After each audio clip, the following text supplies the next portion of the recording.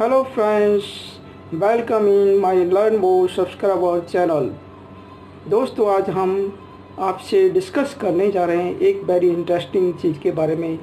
जैसा कि मैंने आपको पिछली वीडियो में बताया कि हमें अपनी मनी को कहाँ इन्वेस्ट करना चाहिए, कहाँ सेव करना चाहिए, कैसे करना चाहिए और किस टाइम करना चाहिए, ये सारी चीज़ें हम डिस्कस करेंगे, जैसा कि पिछली वीडियो में भी बताया था आपको।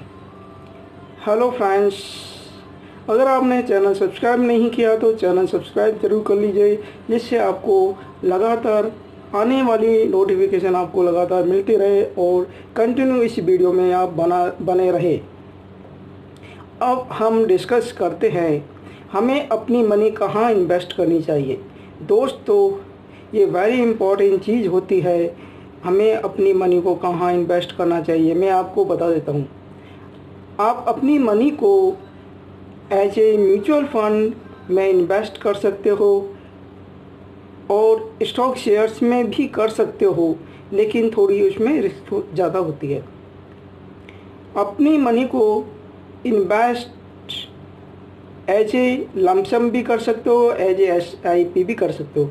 अगर आपके पास थोड़ा सा भी टाइम है तो आप उस अपनी मनी को एज ए लमसम इन्वेस्ट कर सकते हो। अगर आप अपनी बिजी लाइफ है तो आप ज़रूर SIP कीजिए।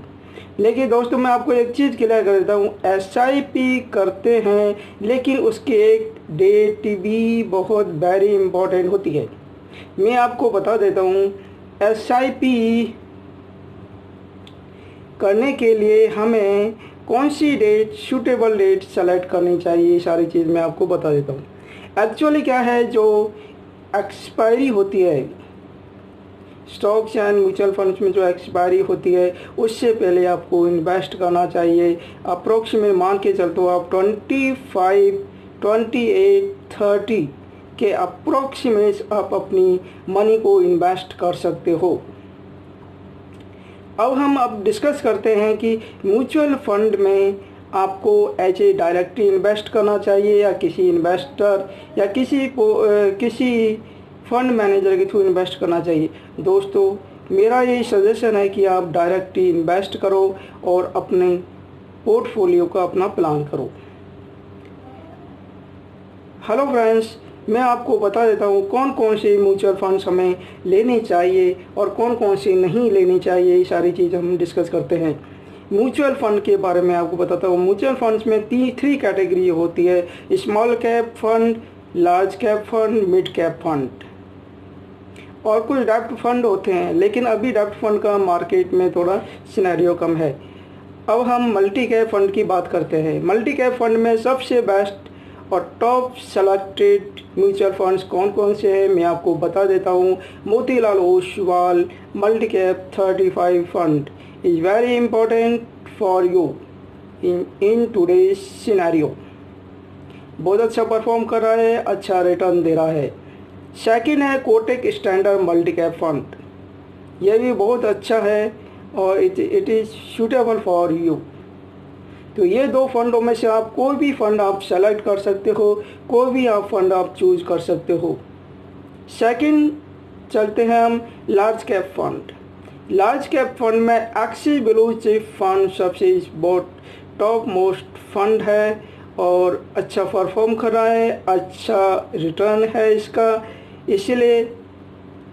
और सेकंड है Aditya Birla front line equity fund.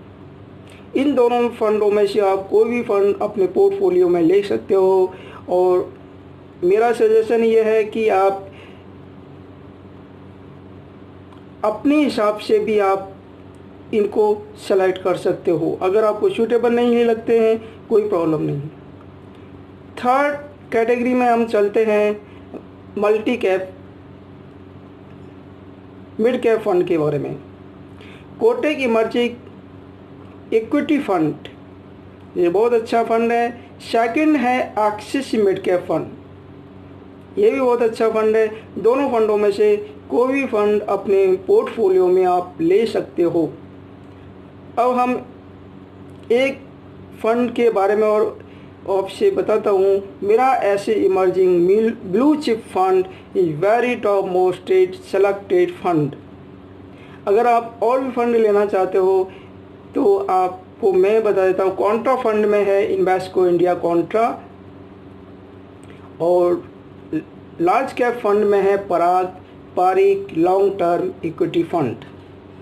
तो ये कुछ फंड्स हैं, लेकिन मैं आपको एक चीज़ क्लियर कर देता हूँ। अपने पोर्टफोलियो में 4 to 5 टॉप सेलेक्टेड फंड्स होने चाहिए। इससे ज़्यादा फंड आप अपने पोर्टफोलियो में मत रखो, क्योंकि ज़्यादा से ज़्यादा फंड रखोगे तो उसको मैनेज करना बहुत डिफ़िकल्ट हो जाता है। इसलिए टॉप 5 फंड आप सेलेक्ट कीजिए। एक मिड कैप ले लिए, एक लार्ज कैप ले लिए, एक मल्टी कैप फंड ले लीजिए। ये तो अपने पोर्टफोलियो को डाइवर्सिफाई कीजिए। अब हम चलते हैं, म्यूचुअल फंड के बारे में हो गया, लेकिन कुछ स्टॉक्स के बारे में आप बता देता हूँ। स्टॉक्स में कौन कौन से फंड बहुत अच्छे हैं और इन फ्यूचर में बहुत ग्रो करेंगे। पहला है ICICI bank, second HDFC bank, third है कोटक बैंक, फोर्थ है एक्सिस बैंक। ICICI बैंक का आप ग्रोथ देखोगे 340 अप्रोक्सीमेट, यानी भी 346 चल रहा है। 600 इसने हाई अप्रोक्सीमेट लिया है, इसलिए आगे आने वाले फ्यूचर में ICICI बैंक का NAV बहुत अच्छा ग्रो करेगा। इसलिए आप, मेरा सजेशन है ये ICICI बैंक में आप इन्वेस्ट कर सकते हो। सेकंड है HDFC बैंक, इसका जो NAV है थोड़ा सा ज़्यादा है, 161 अप्रोक्सीमेट 1300 के अप्रोक्सीमेट जा चुका है। थर्ड है कोटक, 1295 NAV अप्रोक्सीमेट चल रहा है, 1600 के अप्रोक्सीमेट से हाई जा चुका है। और एक्सिस बैंक 418 NAV है और 800 के अप्रोक्सीमेट जा चुका है। तो दोस्तों मेरा कहना तो यही है, पहला मैं आपको सजेस्ट करूंगा ICICI बैंक, और second Axis bank, third HDFC bank और फोर्थ कोटक बैंक। इन स्टॉक शेयर्स में से कोई सा भी आप शेयर्स आप अपने पोर्टफोलियो में रख सकते हो।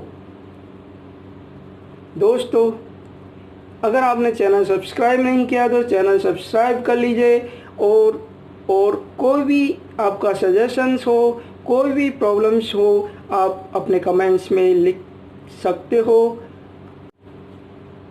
दोस्तों अगर मैं आपको बता देता हूँ, अपने पोर्टफोलियो में कम से कम 4 to 5 फंड्स रखिए, इससे ज़्यादा मत रखो, क्योंकि इनको मैनेज करना वेरी डिफ़िकल्ट हो जाता है। इसलिए दोस्तों मेरा आपके यही सजेशन है, मेरे आपको यही एडवाइस है, जैसा आपको सूटेबल लगे। और अब अगली वीडियो में हम और भी अच्छी इन्फॉर्मेशन आपको शेयर करेंगे। दोस्तों welcome in my learn more subscriber channel.